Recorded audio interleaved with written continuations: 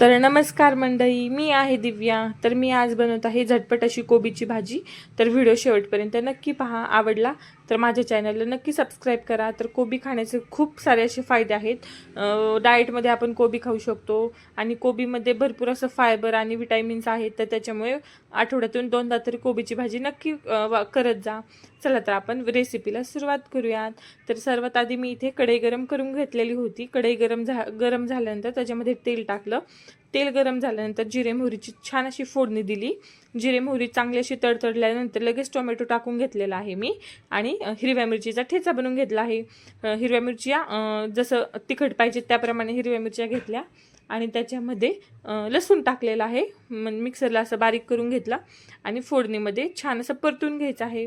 फोडणी चांगली परतून झाल्यानंतर त्याच्यामध्ये हळद पावडर टाकलेली आहे. चांगलं असं परतून घ्यायचं आणि कोबी स्वच्छ धुवून असा चिरून घेतलेला आहे. उभा चिरून घेतलेला आहे. कोबी टाकून घ्यायचा आहे आणि छान असं परतून घ्यायचं आहे. असं एक जीव झाल्यानंतर चवीनुसार मीठ टाकायचं आहे आणि कोबी वाफेवरच शिजवायचा आहे. त्याच्यामध्ये पाणी वगैरे काहीच टाकायचं नाही आहे. थोडासा खाली लागतो कोबी, पण काही नाही, खूप सुंदर लागतो वाफेवर शिजवलेला. पाण्याने कोबीची भाजीची टेस्ट बदलते, म्हणून पाण्याचा जरासाही वापर करायचा नाही आहे. वाफेवरच शिजवायचा आहे झाकण ठेवून. 15 ते 20 मिनटात कोबी शिजून जातो.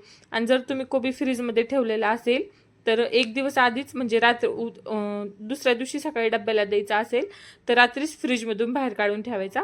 त्याच्यामुळे कोबी पटकन शिजायला मदत होते. मला तरी असा अनुभव आलेला आहे, त्याच्यामुळे मी तुम्हाला शेअर करत आहे तुमच्यासोबत.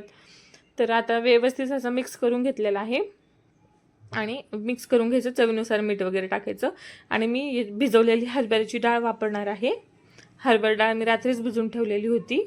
पण छान अशी भिजते आणि लवकर पण शिजते, त्याच्यामुळे रात्रीच भिजवून ठेवली होती मी.